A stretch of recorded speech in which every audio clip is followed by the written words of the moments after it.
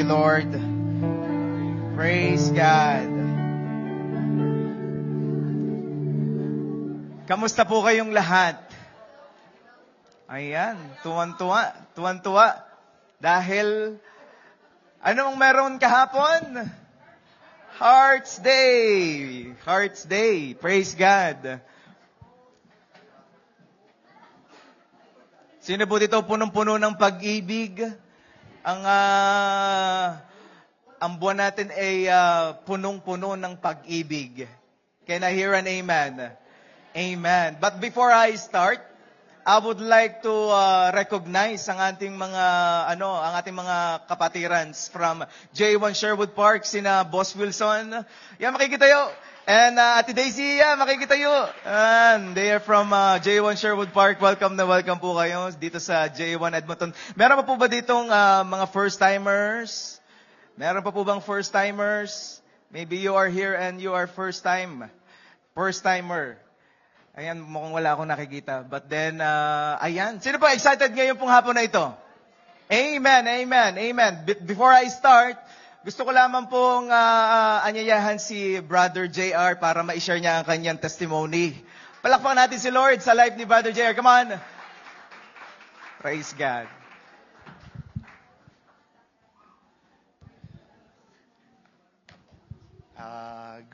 Good afternoon po sa lahat. Yung hindi po nakakilala sa akin, ako po si Brother JR. Asawa ko po yun, si Sister Donna.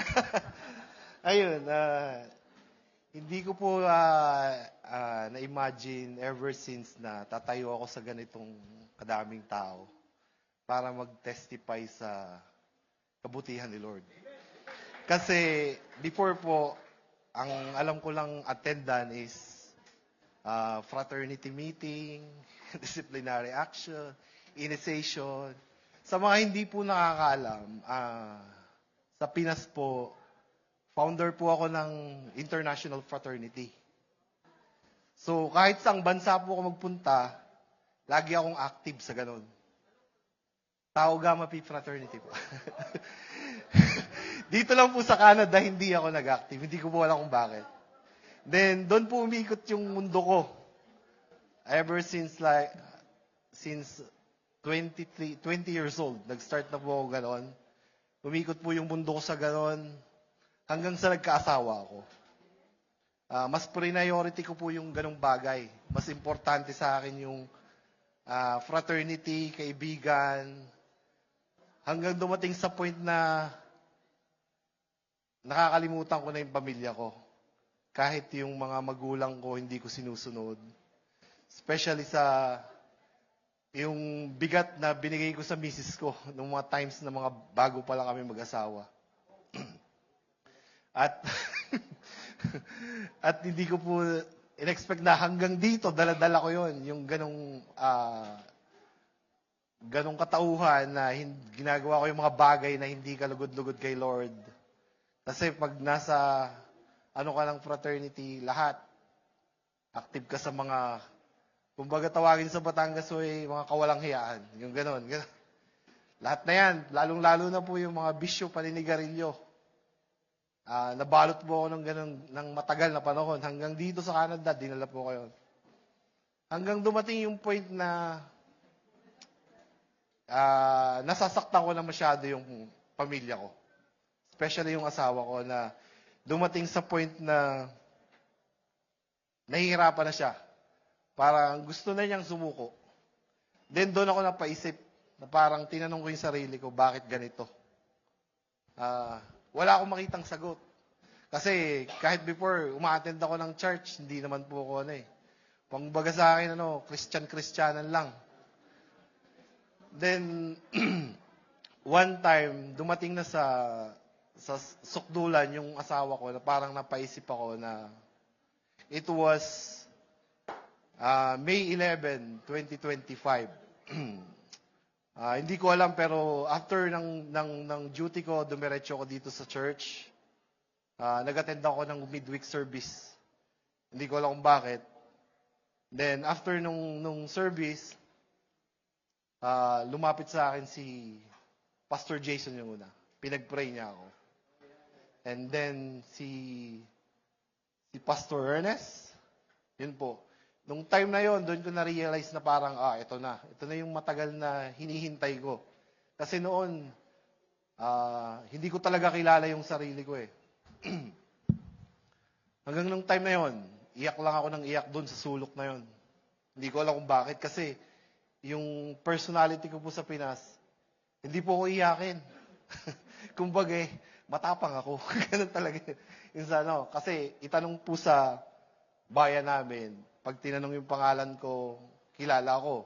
Sa BSU, sa Lyceum, sa UB. Kasi fraternity founder nga eh. So, nung time na yon, doon ko na-realize lahat yung kabutihan ni Lord.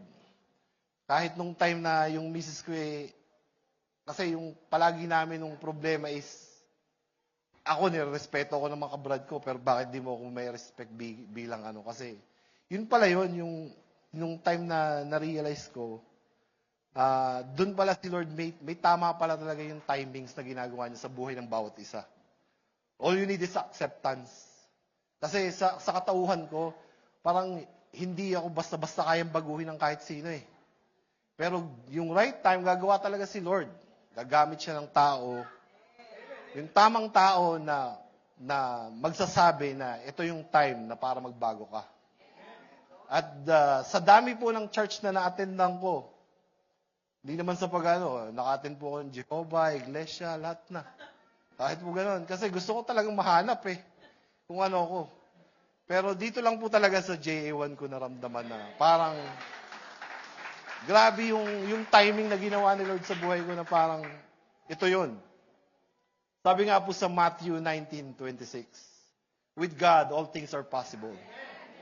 Sabi, yung naisip ko po yung faith na binigay niya sa misis ko, na sobrang lalim, ever since na, minsan dumadating sa point, hindi naman ako naniniwala sa may Diyos, pero hindi ko alam kung paano, kung nasaan. Pero siya kahit anong sabi ko, suway ko, hindi siya nakikinig. Ganun pala talaga yun. Pag ikaw yung tinaniman ni Lord ng faith, alam niya from the start na that time will come na babaguhin ka talaga niya. Nandun lang yung perfect timing. Sobrang thankful po ako sa ganung bagay na parang, ayun pala yung pakiramdam na pakiramdam mo na free ka, may peace of mind. If you let go of your control and let Jesus accept Jesus as your Savior. Yun. And very thankful po ako and blessed, lalo na sa po namin, sa life group. Ang laki po nung impact. Si Brother Joss. Ang dami po namin natututunan. Every Monday, excited kami. Na parang, hindi namin alam na every Monday, yung normal na kwentuhan lang, darating sa point na basta na lang papatak yung luha mo. Na gano'n na parang, yung point ngayon na before, ako po, ang hawak ko lagi every Sunday is paddle. At inihintay ko yung mga disciplinary action, gano'n. Pero ngayon, ang pinanghahawakan ko po is yung salita ni Lord. Dahil hanggang ngayon po, hindi ko maano sa sarili ko na bakit ganito ako magsalita. Mahiyain po talaga akong humarap sa mga tao. Ayun, parang gusto ko na po mabuhay ng ganun, na ready ako. And I'm so blessed talaga na na-introduce sa amin ni Pastor Ernest yung life group. At sa inyo po kung lahat na sa church dito na pinakisamahan po ako kasi ako po yung tao na parang ang tingin ko po sa sarili ko, hindi ako katanggap-tanggap. Kasi yun po yung ko.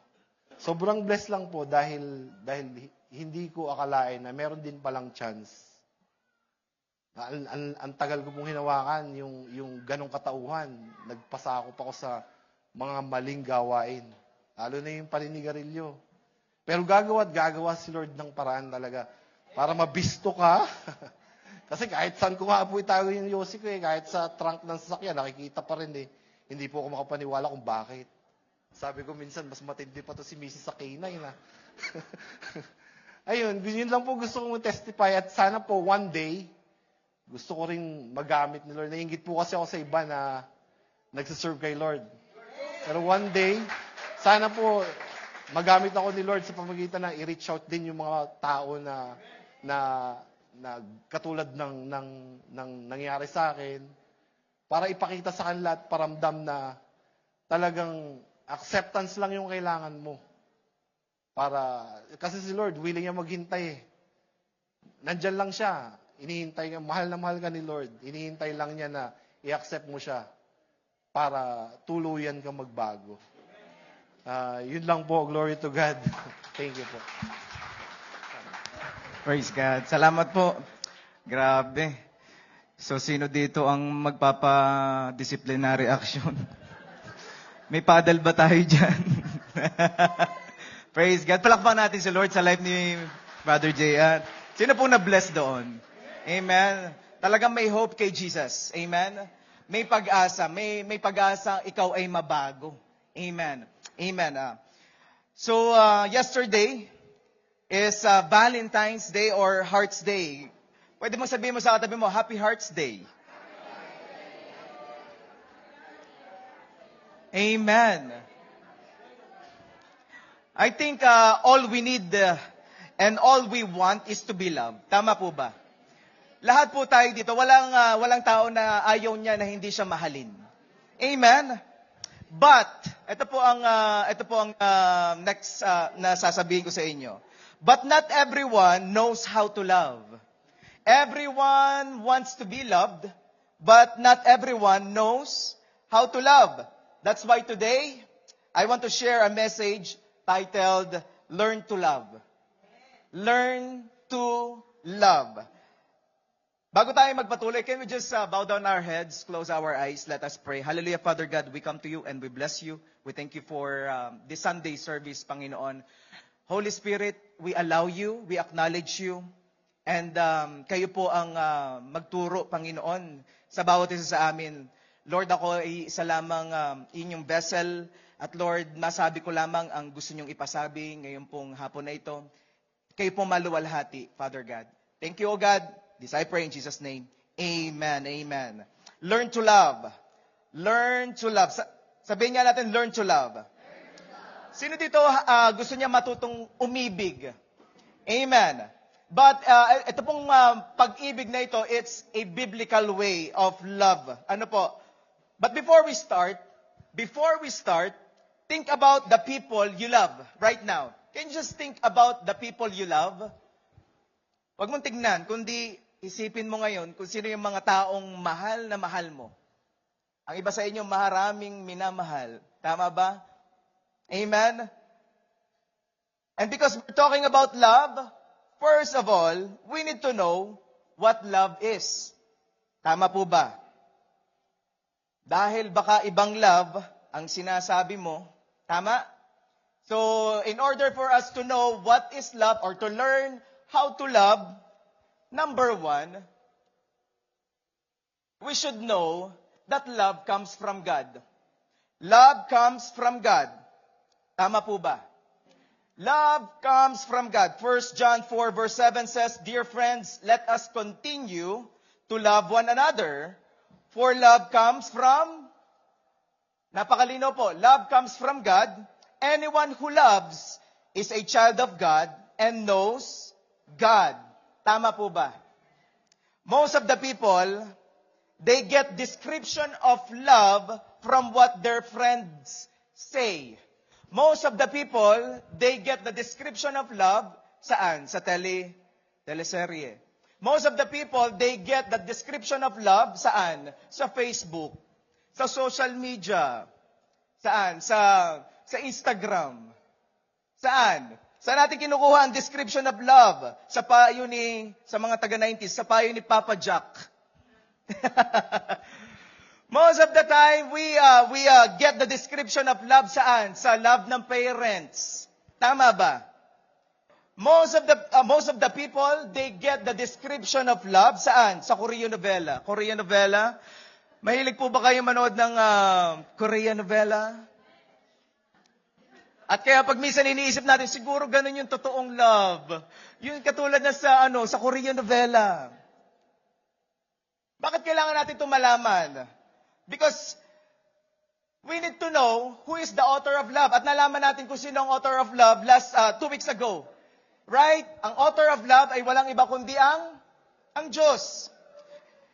Well, kung siya ang author of love, siya din ang source of love. God is the source of love through Christ Jesus. And the place to look to know love and how to love is in the Bible. Para malaman natin kung ano talaga ang tunay na pag-ibig at paano umibig, we need to know the Word of God. Can I hear an amen? If you want to know what love is, you must first know that God loves you and how He loves you. Pag minsan alam nang natin, sinasabi natin, alam ko, mahal ako ng Diyos. Pero pag minsan, hindi natin nauunawaan, gaano ba tayo kamahal ni Lord? Tama ba? Kung gusto mong malaman kung ano ang love, kailangan mo munang malaman na mahal ka ni God. At malaman mo kung paano ka minahal ng Diyos. I want to tell you something. Experiencing the love of God makes a person feel complete. Kapag ka na-experience mo ang pag-ibig ng Diyos, it will make you complete.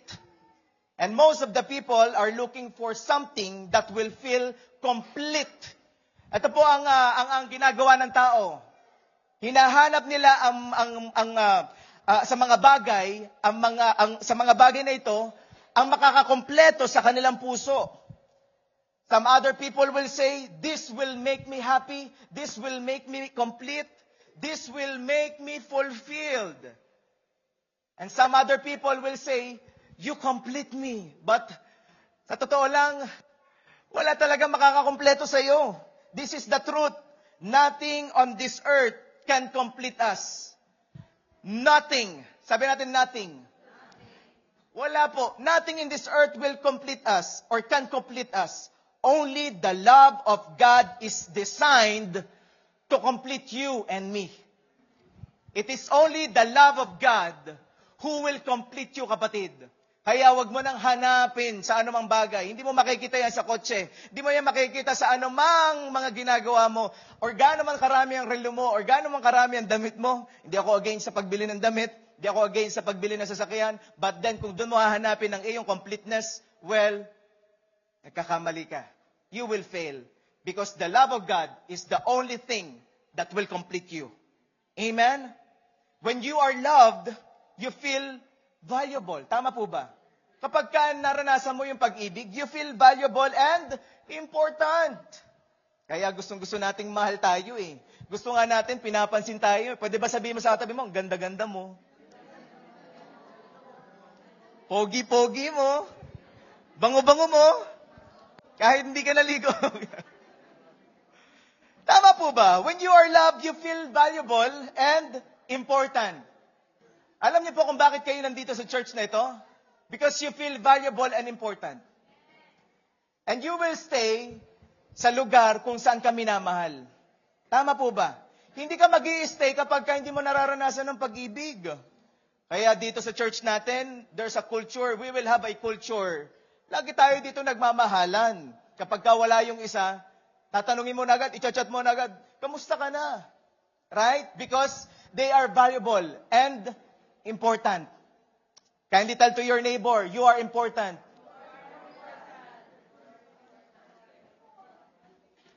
That's why it is very important. It is very important na alam natin kung saan nagmumula ang pag-ibig at paano tayo minahal ng Diyos. Dahil ito ang magbibigay sa atin ng halaga para hindi ka maapektuhan in times na may rejection. There will be a times na may rejection talaga. There will be a times na hindi ka papansinin. Maybe hindi kita napansin kanina, and I'm very sorry. Maybe hindi ka pinansin ang katabi mo, hindi ka man lang binate, hindi man lang sinabi, ang ganda ng damit mo ngayon. Baduy. Huwag ganon. Amen? In those times na nakaka-experience tayo ng rejection, I want to tell you something. Kapag ka dumating ang time na na-feel mo na ikaw ay rejected, kunin mo ang worth mo kung gaano ka kamahal at paano ka minahal ng Diyos. Doon mo kunin. Dahil talaga ang tao, ire-reject ka. Dahil ang tao talagang pag-uusapan ka, sometimes hindi mo maiiwasan na ikaw ay pag-usapan, but that's okay. Kunin mo ang worth mo, kung gaano ka minahal ng Diyos. I know myself, oh Lord, minahal mo ako, mahal mo ako. Know your worth by how much God loves you and has shown His love for you. When you know you are loved, anong mangyayari kapag ikaw ay ramdam mo sa sarili mo, ikaw ay mahal? You are confident. Tama po ba mga asawang lalaki? Kapag ramdam ninyo na kayo ay mahal ng asawa ninyong babae, you feel confident. Parang ikaw pinakagwapo sa lahat. Kahit na hindi. Sa mga asawang babae, kapag feel mo na ikaw ay loved, you feel confident. Feel mo talaga ikaw ay sino bang ma-example? Si Marian Rivera daw. Now, this is the problem. This is the problem. Most of the time, though we know that God loves us, we are still insecure because we only think that God's love is generalized. Akala natin ang pag-ibig ng Diyos is just generalized, not personal. Alam niyo po, I want to tell you something. You are not an accident. Gusto ko pong sabihin sa inyo, you are not an accident and God loves you personally. Paano niyo po masasabi, Pastor, that God loves me personally? Luke 12 verse 7. Tingnan po natin. Gaano ka-personal ang Panginoon? Indeed, the very hairs of your head. Tingnan mo nga kung may buhok yan katabi mo. The very hairs of your head are all numbered. Don't be afraid. You are worth more than many sparrows. Ang sabi po dyan, bilang ng Lord, ang buhok sa iyong ulo. Gaano ka ka-importante sa Diyos? Gaano kanya kamahal? Kahit nga yung buhok mo bilang ng Diyos. Well, kung bilang ni Lord ang buhok sa aking ulo, importante ako sa Kanya. Can I hear an amen? Importante ka kay Lord. Personal niya. Ikaw minamahal. God loves you personally. That's why, di natin makakalimutan, for God so loved the world. Pag minsan iniisip natin, for God so loved the world, it's just general, the world. But, ang totoo po noon, for God so loved Bert, for God so loved Kobe, for God so loved Dea, for God so loved JR. Every one of us, yun ang sinasabi ng Panginoon, for God so loved you, and He gave His only begotten Son. We are still insecure, though we know that God loves us because we don't know who He is. Hindi natin kilala ang Panginoon. I want to tell you something. Gusto ni Lord, makilala natin siya. And this 2026, we want to have a greater intimacy with the Lord. Can I hear an amen? We really want to be deeper. Gusto po nating lumalim pa sa Panginoon. At ang paglalim, hindi po yan accident. Sinasadya po yung paglalim eh. Hindi po yan, hindi ka lalalim sa isang Sunday service ka lang uma-attend, kundi everyday. You will meron kang time with the Lord. Tama po ba? Gaano gusto ni Lord magpakilala? 1 John 4 verse 7. Sabi dito, dear friends, let us continue to love one another, for love comes from God. Anyone who loves is a child of God and knows God. Alam niyo po ang nangyayari kapag nakikilala natin ang Diyos? Tatlong bagay ang nangyayari. Kapag nakikilala mo ang Diyos, malalaman mo na mahal ka niya. Number 2, malalaman mo kung paano siya mahalin. Kapag nakikilala mo si Lord, nung dumating ka dito sa church na ito, nakikilala mo si Lord, at nalalaman mo ngayon kung paano siya mahalin. Pangatlo, ano nangyayari?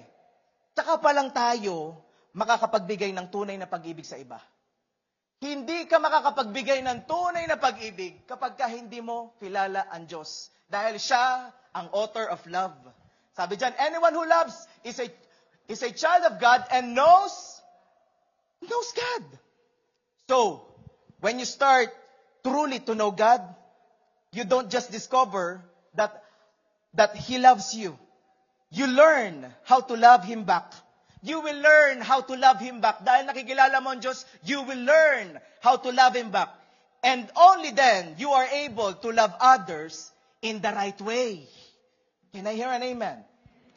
Tsaka mo palang naibibigay yung tunay na pag-ibig. Ito pala yung tamang pag-ibig. That's why kanina, nung nag-testify si Brother JR, yung pala yun. Kaya pala nung una, hindi ko alam or hindi ako makapagbigay ng tunay na pag-ibig sa asawa ko dahil hindi ko na iintindihan ang pag-ibig ng Diyos. Well, nung na-encounter ni Brother JR ang pag-ibig ng Diyos, after that, nakaya na rin niyang mahalin ang Panginoon dahil na-encounter niya muna. Nakilala niya muna ang Diyos. Who among you gusto mong makilala pa ang Diyos? Amen? You want to know God more and more. Well, kapag ka nakikilala mo ang Diyos more and more, mamahalin mo siya. Mamahalin mo siya at hindi na mahirap mahalin ang iba. So number 1, love comes from God. And number 2, God is love. God is love. I want to tell you, God is love. 1 John 4 verse 8. Because anyone who does not love does not know God, for God is love. Well, God is the model and the standard of love. Hindi ang standard ng love ay ang Korean novela. Hindi ang standard ng love ay ang parents mo. Dahil pag minsan nakikita mo sila nag-aaway, hindi ang standard ng love ay ang nakikita mo ng mga mag-girlfriend and boyfriend. Hindi yun ang standard ng love. God is the model and standard of love.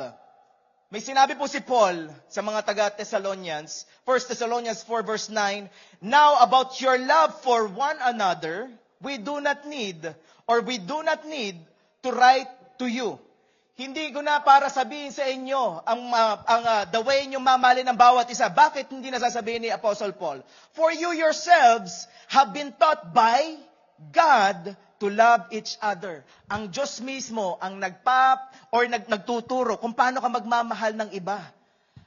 Ang Panginoon mismo ang magtuturo sa iyo. And I pray, J1 Edmonton, I pray, tinuturuan tayo ng Diyos kung paano magmahal ng iba.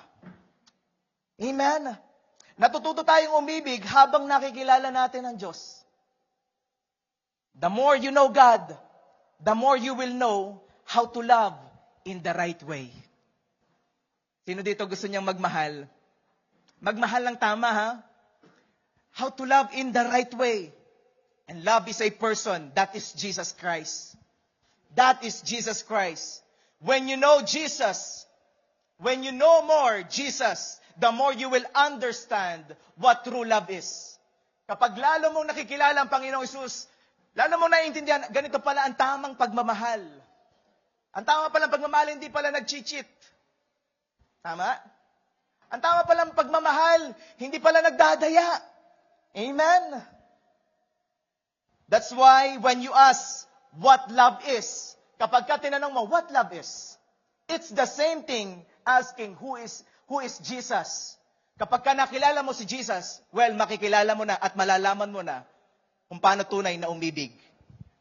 So number 1, love comes from God. Number 2, God is love. And number 3, anyone who does not know God does not know how to love. Anyone who does not know God does not know how to love. 1 John 4 verse 8. But anyone who does not love does not know God at all. For God is love.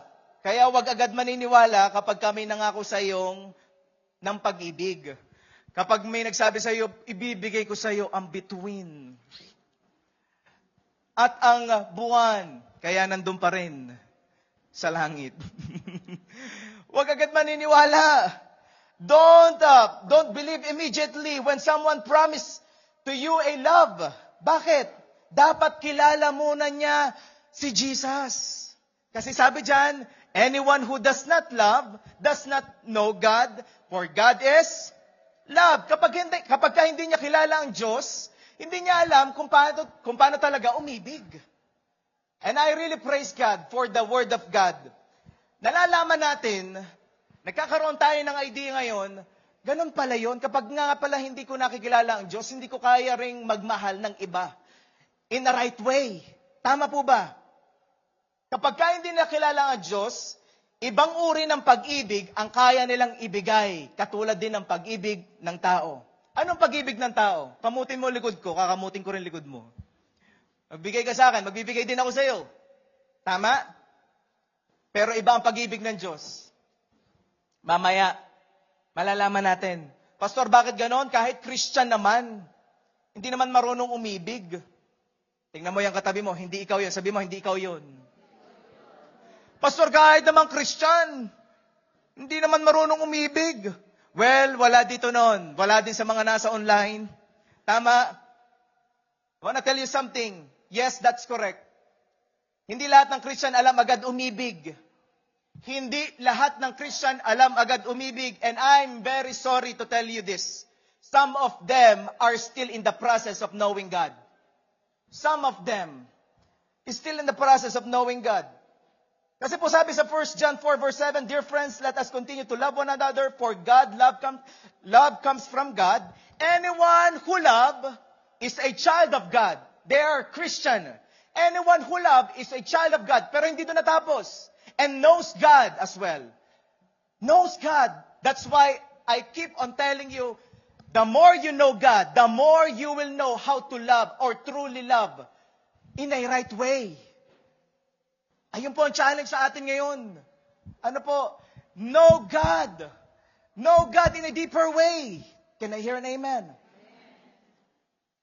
Lagi ko pong pinagpe-pray, Lord, I am praying na i-reveal mo ang sarili mo sa amin. Hindi lang every Sunday, kundi every day of our lives, Panginoon, magpakilala ka sa amin. Because the more we know God, the more we will love Him more in a right way and love others more. Paano ba umibig ang Diyos? How did God love us? God sent His only Son, Jesus Christ, so that we might know what true love is. Yan po ang tunay na pag-ibig. God sent His only Son, no other than Jesus Christ, so that we will know what true love is.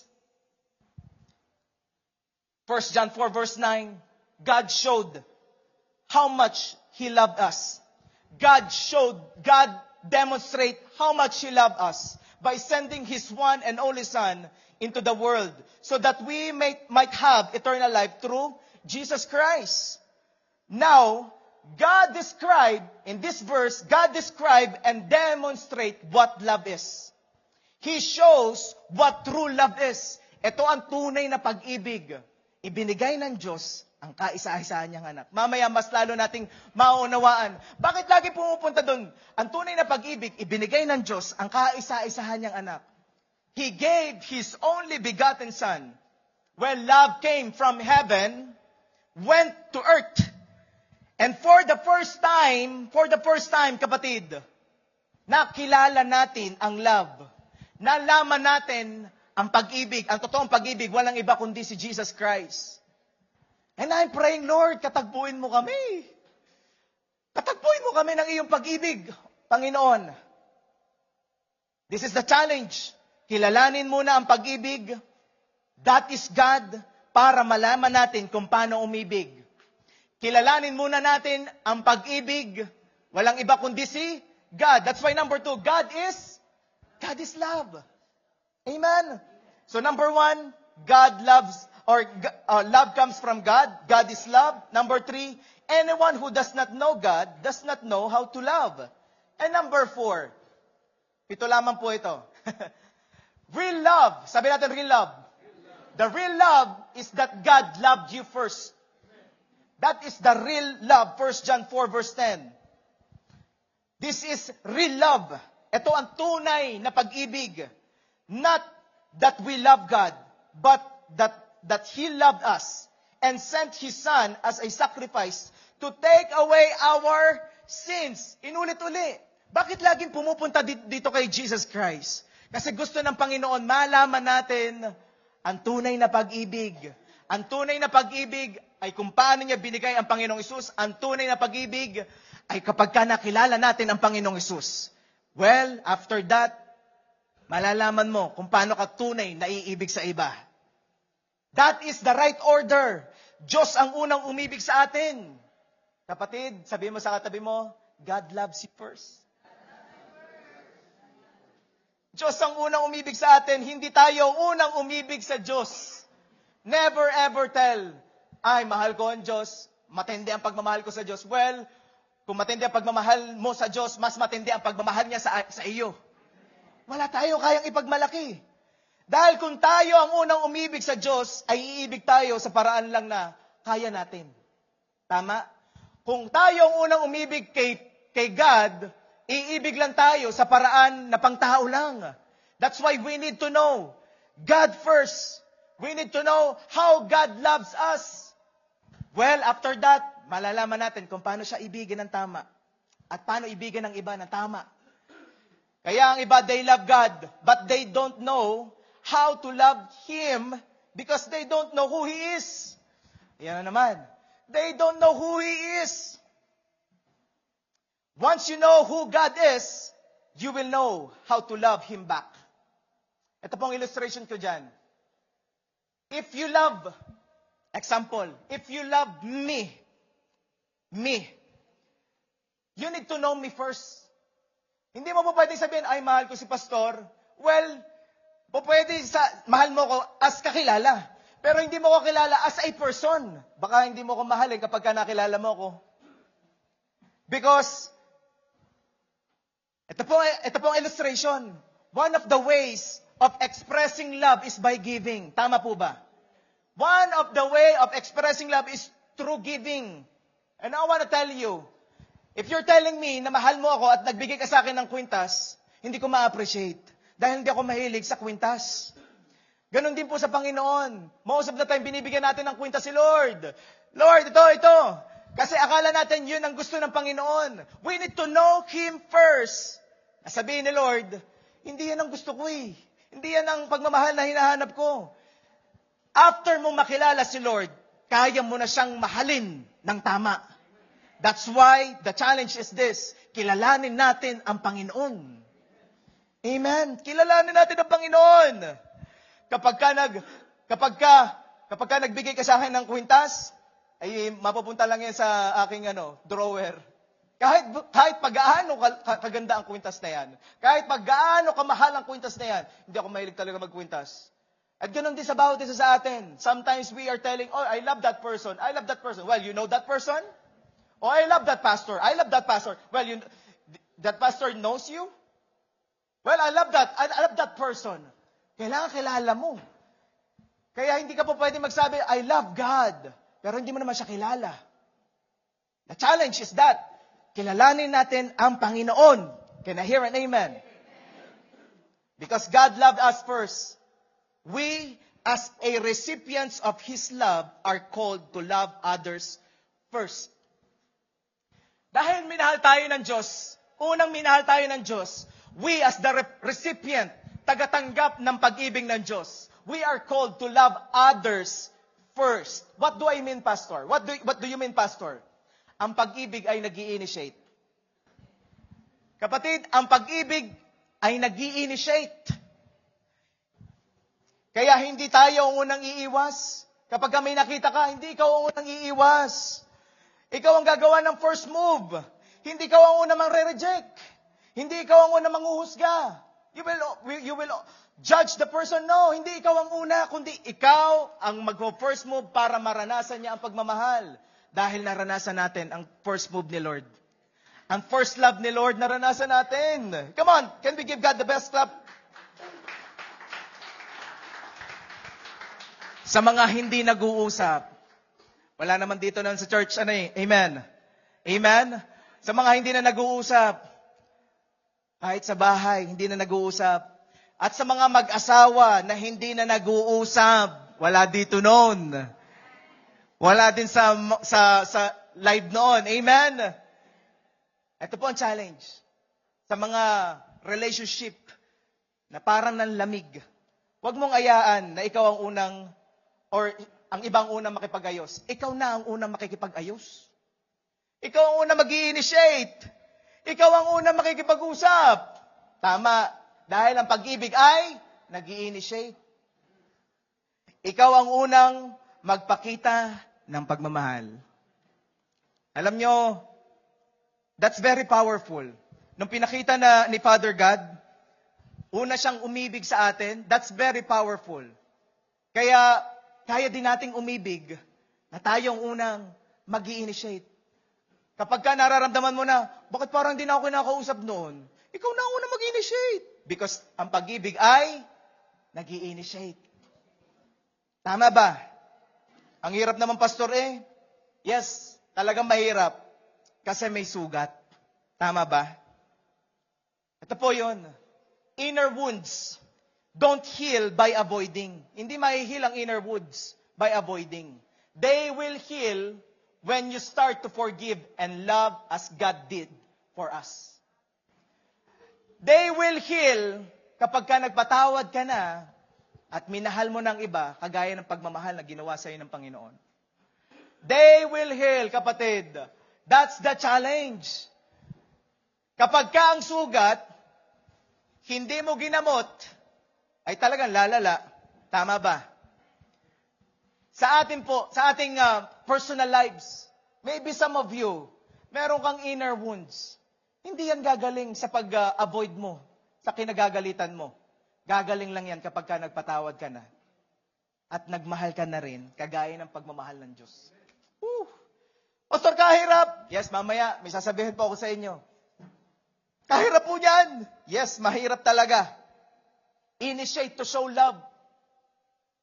Ngayong February, initiate to show love. Children, youth, initiate to show love to your parents.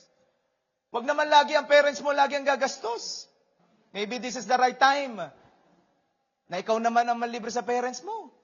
Kahit pakape man lang. Amen? Initiate. Initiate. English? Okay. Guys, initiate to show love to your parents. Because you still have time to make them feel they are loved. Ano? Sa totoo lang, napakabilis po ng panahon. Ay, nako. Akala ko noon habang buhay na ako magiging 16 years old. Kaya ngayon, 17 years old pa lang po ako. Wanna tell you something? Life is short. Napakaikli po. Don't waste it on unforgiveness. Don't waste it. Life is very short. Baka dala-dala mo yung galit na yan, yung hinanakit na yan, hindi mo maiwanan. Well, life is too short. Akala mo, napakahaba pa ng buhay mo. Life is too short. Don't waste it on unforgiveness. It's time, let it go. Let your pride go down. Ang pag-ibig, nag-i-initiate. Paano kung hindi ako ibigin, Pastor? It doesn't matter. At least, ikaw ay nagpatawad. Because forgiveness is not for them, it is for you. Come on, palakpakan mo si Lord. Now, God calls us to love others in the same way He has loved us. Ang Panginoon, He is calling us to love others in the same way He loved us. 1 John 4:11, dear friends, since God loved us that much, we surely ought to love each other. We surely ought to love each other. That's why I keep on telling you, don't love the way your parents love each other. Kasi baka makita mo, baka itong tunay na pag-ibig. Kasi ganito ang pag-ibig ng aking parents. No, hindi yun ang standard. Ang standard ay ang pag-ibig ng Diyos. Don't love the way you see the other people loving each other. Hindi yun ang standard. Ang standard ay si Lord. We will love others the way God loves us. Kapag ka nakita mo ang standard ng Diyos. And I'm praying, Lord, turuan mo kami na makilala ka namin. At dumating ang time, maunawa namin yung standard ng pag-ibig mo. Then that way, we can love, truly love in the right way. Amen. Number 5, love is a commitment. Love is a commitment. Love is beyond feelings or emotion. Hindi ito hanggang feelings lang. Ang pag-ibig, hindi ito hanggang emotion lang. It is a commitment to the one you love. Kasi yan po ang pinakita ng Panginoong Jesus. Ang pag-ibig ay lagpas sa damdamin. It is more than emotion. The true love or the real love is more than emotion. And this love is commitment. Or being committed to the one you love. Kaya maraming pag-ibig, hindi nagtatagal. Do you know, kaya maraming short-term na relationship? Kasi po, hanggang emotion lang. Kasi hindi naunawaan ng tunay na pag-ibig ay commitment. May kanta nga na naalala ko, Lunes nang tayo magkakilala at pagsapit ng linggo, giliw ako'y iniwan mo. Dahil it is just full of emotion. Emotion lang eh.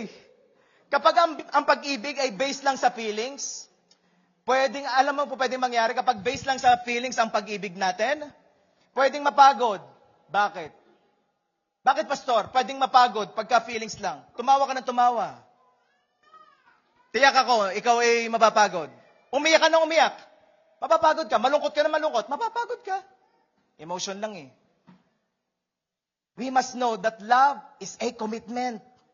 Nakakapagod ang emosyon. Ang commitment, I want to tell you something, ang commitment na ibigin ng sino man ay hindi nakakapagod.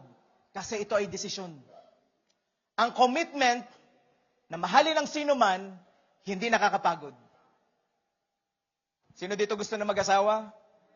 Are you ready to commit? Parang nakapag-asawa na yung isa.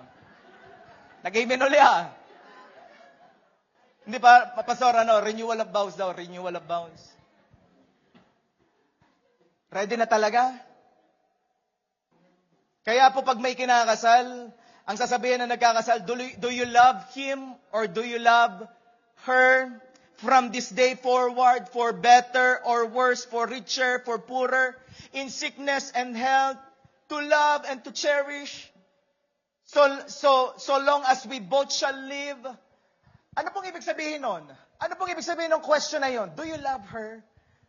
In richer, in poorer? Alam niyo po, hindi yun about sa emotion eh. It's about being committed. Ang pinapatungkol po nun is, are you going to commit yourself?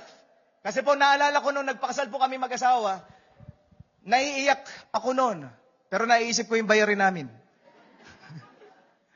Pero nung tinanong kami ni Pastor Ito noon, ready ka na bang mag-commit? Kasi hindi lang to emotion, hindi to paiyak-iyak. Madaling umiyak. Pero yung committed ka, hindi mo kailangan umiyak dahil will mo yun eh. Hindi mo kailangan umiyak kasi nagko-commit ka eh. Because love is a commitment. Love is not about emotion, it's about commitment. Hindi nakakapagod magmahal kapag ka committed ka. Kasi hindi mo kailangan ng emosyon para mag-commit. At maraming relationship ang short term dahil puro emotion at walang commitment. Nakakalungkot, pero wala dito noon. Amen? Everybody wants to commit. You know love. I know love. Love is a commitment. O bakit di ka na nagchat-chat? Pumunta ka lang sa busy. Pastor Jason ata yun. Pumunta ka lang sa busy. Hindi ka na nagchat-chat. Busy daw. Hindi ka na nag-update. Dati, kahit hanggang madaling araw, nagchat-chat ka, nag-update ka, ngayon hindi na. Tingnan nyo, ang emotion talaga nakakapagod at nakakapuyat din. Dati, ang init-init mo paramdam sa akin ng love.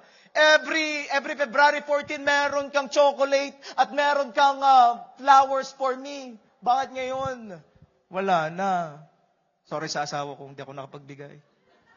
Mamaya pupunta tayo sa tindahan ng flowers.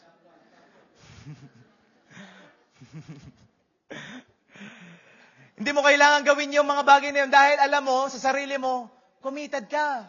Kahit na walang flowers, kahit hindi ka makapag-chat, kahit na hindi ka makapag-update, you know in yourself, love is a commitment. Kahit naman hindi ako makapag-chat at makapag-update sa iyo, committed ako kasi alam ko love. Tama po ba? Alam niyo po ang Panginoong Hesus, na-experience po ito eh. Matthew 26:38 to 39. Then he said to them, my soul is very sorrowful. This is a emotion. This time, si Jesus po ay full of emotion dahil this time siya po ay ipapako na sa krus. Alam niya ang mararanasan niya, mahirap. At ito po sinabi niya, even to death, remain here and watch with me. Sinabihan niya po ang kanyang mga disciples na kasama this time sa Matthew 26:38. Pakita po natin. Wala.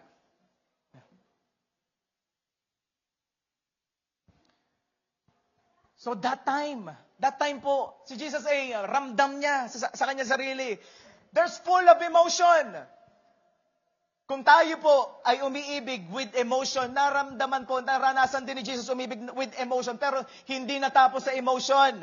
Because there's a 39.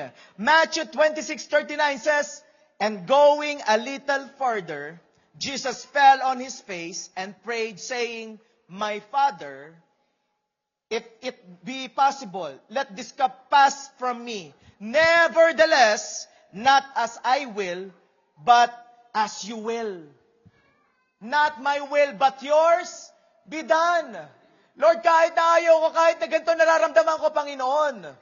Lord, not my will, but yours be done. That is a commitment. Yun po ay commitment. Si Jesus ay hindi kumilos sa emotion, sa nararamdaman. Dahil ang nararamdaman, papalit-palit. Your emotion can be changed. But your decision, if you will just decide, ibang klase pong pag-ibig yun, kapag ka nag-commit ka na. And that is the true love. Love is a commitment. Can I hear an amen? Number 6, love is not self-centered. Love is not self-centered. It is directed toward others. Wala akong narinig na magsasabi na I love me. Laging I love you. Laging palabas. Hindi I love me, I love me. Kaya po may narinig ako, learning to love yourself first is the greatest love of all. But that is wrong.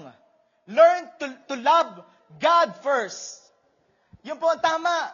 Hindi learning to love yourself, kundi learn to know God first.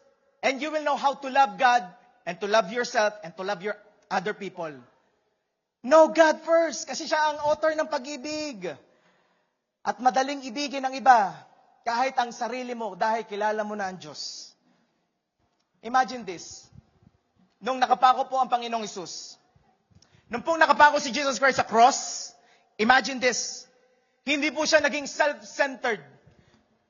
Siya po ay nakatingin. Nung siya ay nakapako, pakita natin, Luke 23:34, Jesus said, Father, nung siya ay nakapako, hindi siya naging self-centered. At sinabi niya, Father, forgive them, for they don't know what they are doing. Father, imbes na sabihin niya, ang sakit-sakit. Ano ba naman itong mga to ginawa sa akin? Alam niyo po ang gustong pag-ibig ng Diyos na ibigay natin sa iba?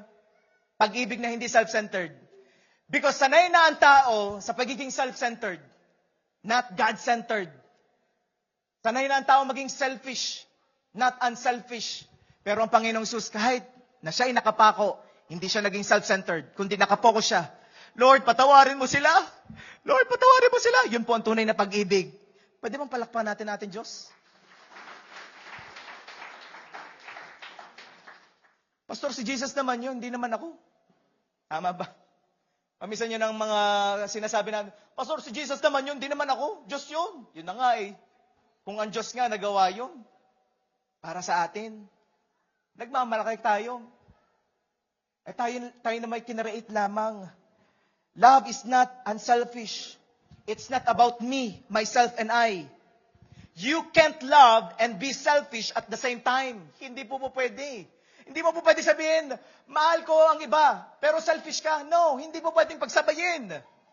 Ang focus ng pag-ibig ay puso ng kanyang minamahal. Lagpas pa ito sa panlabas na anyo. Na kahit na nag-iba na ng hugis ang katawan ng iyong asawa, mahal mo pa rin siya. Why? Love is a commitment, and you know what true love is. Hindi ito nakapokus lamang. Hindi ito nakapokus sa iyo, kundi nakapokus ito sa puso ng minamahal mo. That's why lust will never be love. Lust will never be love. Anong sinasabi ng lust? Ito po ang sinasabi ng lust. Lust is selfish. It only thinks, what can I get? What can I get? What can I get? That is lust. Magugulat kayo. Ano sinasabi ng love? Pakita po natin. Love is selfless. Always asking, what is the best for the one I love? Anong po pwede kong maitulong? Anong po pwede kong maibigay sa'yo? That is love. But lust will only think of himself or herself, only think, what can I get? What can I get? I pray dumating tayo sa pagkakataon na matuto tayong magmahal with selfless love like what God did for us. Can I hear an amen? Because love is selfless, being selfless. Ang love ay nakasentro sa iba. Hindi ito nakasentro sa iyo. Nakasentro to kung paano mamahalin ang iba. Anong maitutulong ko? Amen? Sino dito handa ng umibig? Di ba tinanong ko po sa inyo kanina? Think about the people you love. Kanina, sino dito, alam niya na sa sarili niya, mahal ko ba talaga itong mga taong to? Mahal ko ba talaga itong taong to? Because love is not selfish. Hindi ito sentro sa iyo. It's not about you. It's about the one you love. The one you love. Tama ba? Number 7, lastly, love gives without expecting anything in return. Ang totoong pagmamahal, you will love or you will give without expecting anything in return. Ang pag-ibig po hindi nabibili. This is a gift. Ang totoong pag-ibig, ito po ay regalo. Binibigay kahit walang kapalit. Paano mo masasabing mahal mo? You will just give. And don't expect anything in return. Kaya hindi niya para tandaan ang mga bagay na binigay niya. Ang dami ko na binigay sa'yo. Ako na lagi nalilibre. Mamuhuna naman. Ang totoong pag-ibig, hindi ka nag-expect in return. You just give because you love. Amen ba? Nung ikaw ay nagkasakit, binantayan kita. Nung ako nagkasakit, nilayuan mo ako. Tama ba? Bakit ganon? Ang pag-ibig hindi nagdedemand ng balik. Ginagawa mo lang ito dahil mahal mo. Katulad ng ginawa ng Diyos para sa atin. Anong ginawa ng Diyos para sa atin? For God so loved the world, He gave. Hindi doon sinabi na He gave because you will love Him back. Hindi eh. He gave because you will serve Him. No, hindi eh. Kahit hindi ka pa nagsaserve, He gave. Kahit na malayo ka pa sa Panginoon, He gave. Because love gives without expecting anything in return. That is the true love. Hindi ka nag-expect. I just want to love you because I love you. Yan po ang gustong sabihin ng Panginoong Hesus. Gustong sabihin ng Diyos sa bawat isa sa atin, I love you because I love you. Pero one thing I'm for sure, kapag ka naranasan mo ang pag-ibig ng Diyos, talagang naturally, mamahalin mo na siya. Naturally, magsuserve ka sa Kanya. Why naintindihan mo kung gaano ka kamahal ng Diyos? Can I hear an amen? Hindi sinabi, tanggapin mo man or hindi si Jesus. Tsaka ka lang niya mamahalin. No, hindi. Hindi si Lord something na makikipag-bargain. Well, I'm just gonna give my one and only son if you will love me. No, hindi. Walang plan B si Lord. I just give my one and only son. That's it. Because I love you. Because love gives without expecting anything in return. 1 John 4:18, there is no fear in love, but perfect love drives out fear. Because fear has to do with punishment. The one who fears is not made perfect in love. Perfect love drives out fear. Hindi ka natatakot. Ang totoong pag-ibig, hindi natatakot. Wala mang in return or may return, it doesn't matter because I love you. Yun ang sinasabi ng Diyos. Yun ang gustong ipakilala ng Diyos na tunay na pag-ibig. Love gives without expecting anything in. Because sometimes talagang nakakatakot. Ito po talagang nakakatakot na umibig kapag ka naghihintay ka ng kapalit. Tama ba? Kapag ka naghihintay ka ng pag-ibig, nakakatakot talaga. Kasi iniisip mo, I'm just gonna do this. Ililibre ko itong mga taon to para dumating ang time, ilibre nila ako. Pero pagka hindi nila, paano pagka hindi nila ako nilibre? Kaya ka natatakot magbigay kasi iniisip mo, kailangan may balik sa akin. Natatakot ka. Well, ang totoong pag-ibig, there's no fear. Hindi ka natatakot. Tama ba? Dahil hindi ka naghihintay ng kapalit. Can I hear an amen? Mamaya, after service, unahan tayo sa pagbibigay. Sa inyong mga asawa, sa inyong anak, labas kayo. Unahan kayo sa pagbabayad. Nakakita na ba kayo ngayon na pagka nagkaroon ng lalabas kayo, magiging noon hintayan kayo sino kayo magbabayad. Ngayon unahan kayo magbabayad. Why? Because true love gives. True love gives. Sa totoo lang, alam nyo, nasanay ang tao, especially sa mga may birthday, Sino dito may birthday? Sino dito may birthday? Alam niyo po, ang mga Pilipino, sanay na sanay kapag ka may birthday, yung birthday ang gagastos. Dapat nga ang birthday ang nireregaluhan. Alam niyo, kailangan nating magbago ng kultura. Ay, yung birthday ang aligagay, parang napapaisip tuloy yung may birthday. Sana hindi na lang ako nag-birthday ngayon. Pagod na pagod ako ang may birthday pagod na pagod. Dapat nga ang birthday ang nireregaluhan at nililibre. Di ka? Tama ka? Tama po ba? Parang tayo, alam nyo, yan yung kailangan talaga ito ituro Love gives without expecting anything in return. Pastor, kapag nilibre ako ng asawa ko, tsaka lang ako manlilibre. Unahan mo na! Alam niyo kung bakit hindi kayo nililibre ng asawa niyo? Kasi hindi niyo sila nililibre. Alam niyo po kami mag-asawa, sanay na po kami ngayon. Paunahan kami. Sino magbabayad?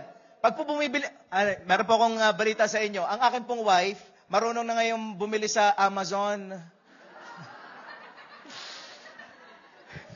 Pero alam niyo po, masaya ako. Alam niyo po kung bakit? Tanong niyo sa akin bakit? Kasi nung natuto siya, binabayaran niya ako. At iba pa yung pagbabayad niya. Labis. Kunyari, $150. Bibigyan niya ako 200. Sabi ko, praise God. Umorder ka lagi na umorder. Pero kahit walang balik, kahit hindi niya ako bayaran, that's fine. Because love gives without expecting anything in return. Amen? The greatest love in human history happened 2,000 years ago sa cross.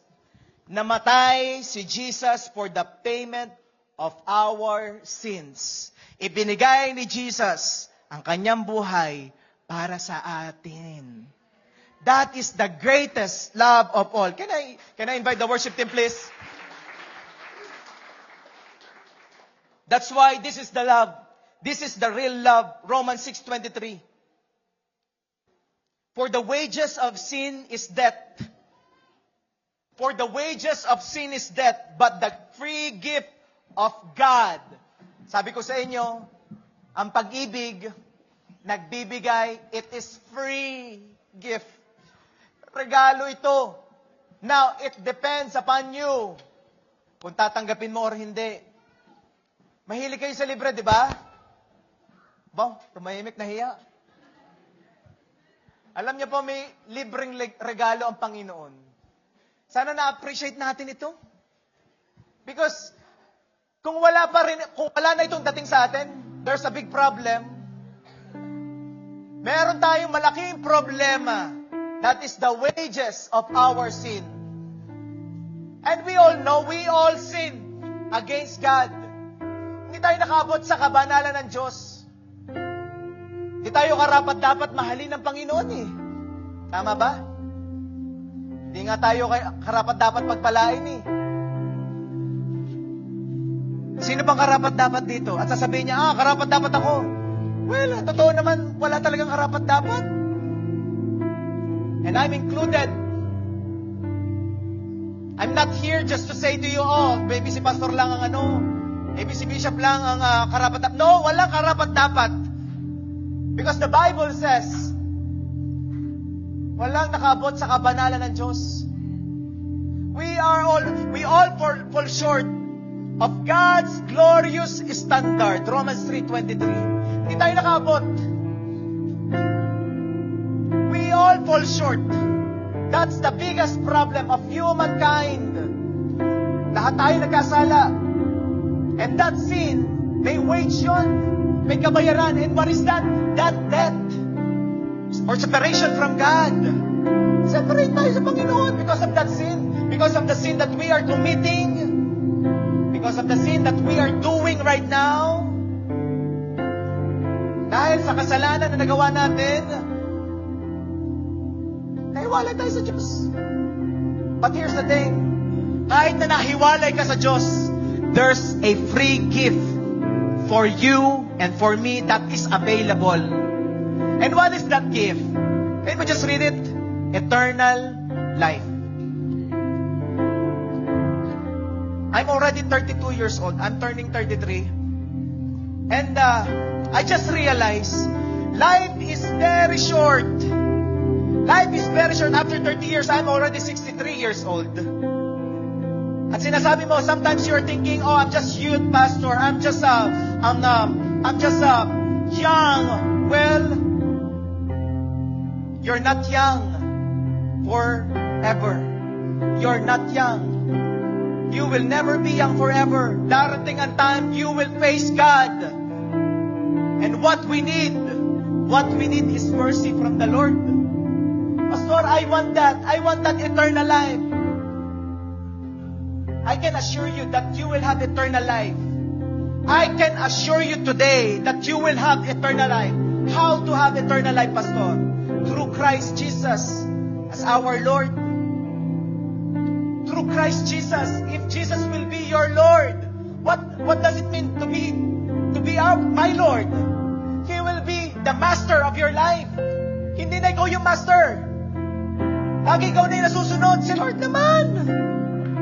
Tagal ka nang hinihintay ni Lord. God is just waiting for you. At tulad ng sinabi ni Brother JR, just surrender your life and accept Him. Just surrender your life to Jesus Christ. Lord, I know to myself, I am limited. My age, my life is limited. But I will have eternal life if I will place my faith in Christ Jesus. If I will place my faith in what Jesus did on the cross. Anong ginawa ni Jesus sa cross? Binayaran lang naman niya ang lahat ng ating kasalanan. Yesterday, today, and forever. Can I hear an amen? Are you ready to commit your life to Jesus Christ? Are you ready to commit your life to Jesus Christ as your Lord? Not only your Savior, because it's very easy to say, Jesus is my Savior. But how about being a Lord? God wants you to surrender your life and tell to Him, Lord, Jesus, you will be my master from now on. Nakakapagod po maging master ng sarili nating flesh, ng sarili nating life. It's very tiring to live just only for yourself. And God is calling us to live for Him. Si Lord naman. Si Lord naman. If you're ready, I want to invite you to stand up. It's a sign that you will commit your life to Jesus Christ. Are you ready to commit your life? Just close your eyes right now. If you just say this prayer time and time again, I want you to say this prayer with all of your heart, that from this day forward, you will commit your life to Jesus Christ. Not only as His Savior, but He will be your Lord. He will be your Lord. Lord, Jesus, you will be my master. You will say that with all of your heart. I want to invite you to put your right hand in your chest and say these words with all of your heart. Say, Jesus, I understand that I am a sinner. I fall short of your glorious standard. Jesus, I repent for all of my sins. Forgive me. Jesus, I open my heart.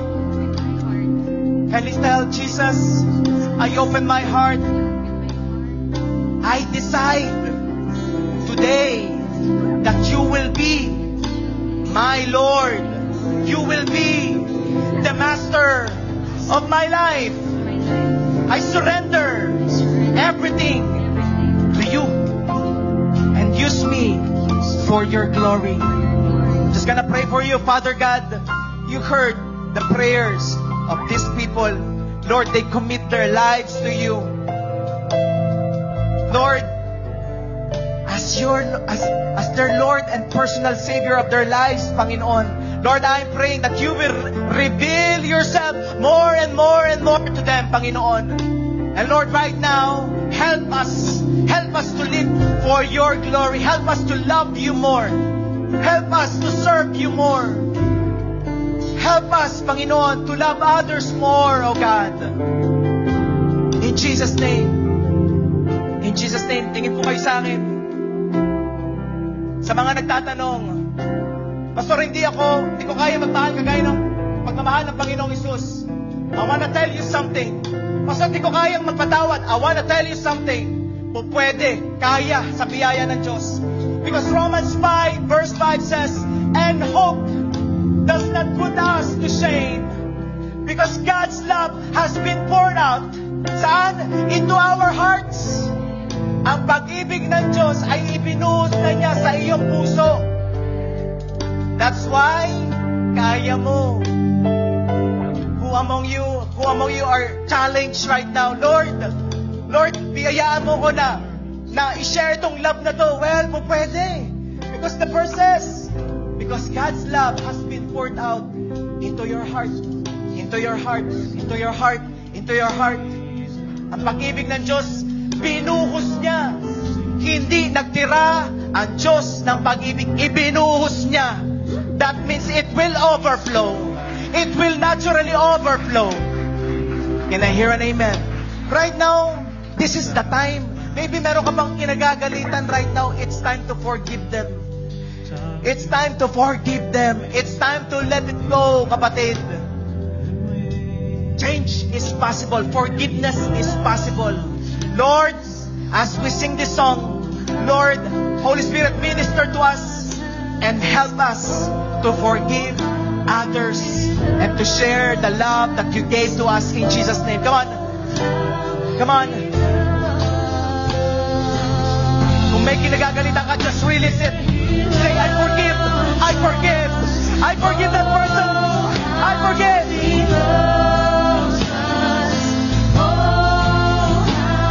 Lord, punuin mo kami ng pag-ibig right now in Jesus' name.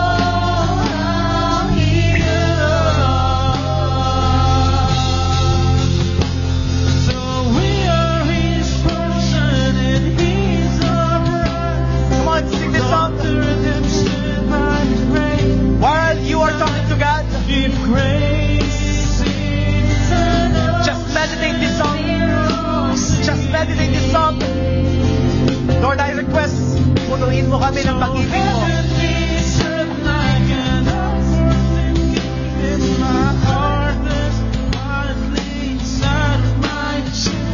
I don't have time to meditate this regret when I think about the way He loves us. Oh, how He loves us. Oh,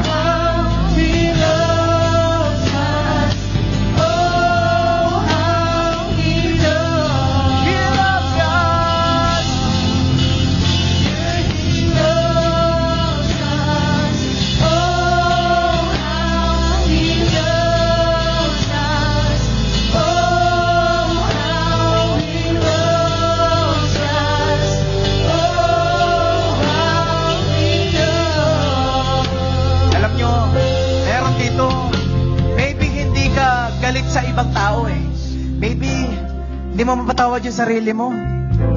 I wanna tell you something. Forgive yourself.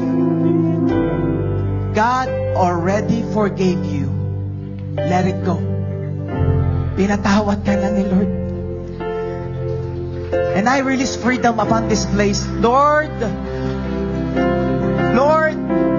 we welcome you. Holy Spirit, we welcome you in this place. Lord, wala kang lalagpasan. Panginoon, we will gonna declare and we are going to celebrate your love as we sing this song again. Come on, church. Just say this song. Ipagmalaki mo ang pag-ibig ng Diyos na ibinuhos sa puso mo na nagpatawad sa iyo, kapatid. Come on. Oh, how He loves us. Oh, how He loves us. He loves us. He loves us. Oh, how He loves us. He loves us. Oh, how He loves us. Oh, how He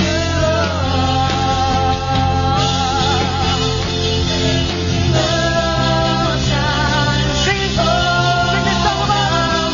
He loves us. We welcome your love. The greatest love of all. He loves us. Oh, how He loves us. Oh, how He loves us. Oh, how He loves. Yes, Loves us and He's on Christ, so to redemption by the grace His life He prays. Is an ocean we're all sinking. so heaven be said. So heaven is tonight and my heart is dying inside my chest. I don't have time left. Take these regrets when I think about the way He loves us. God loves you. The love of God, Love of God's love. how He loves us. Oh, how He loves us.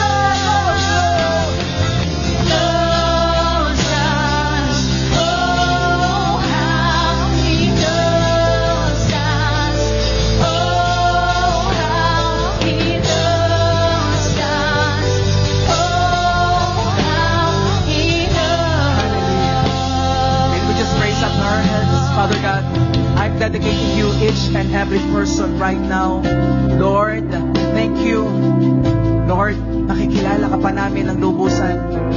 In Jesus' name. And Lord, help us this coming days and weeks and months and years, oh God. Lord, starting today, we will share the love that you gave to us. We will share it, Panginoon. Salamat, Holy Spirit, because the love that you poured out sa aming puso, it will overflow to reach others. It will overflow to reach others. Salamat, O God. Gamitin mo kami. We praise you. We love you. In Jesus' name, amen and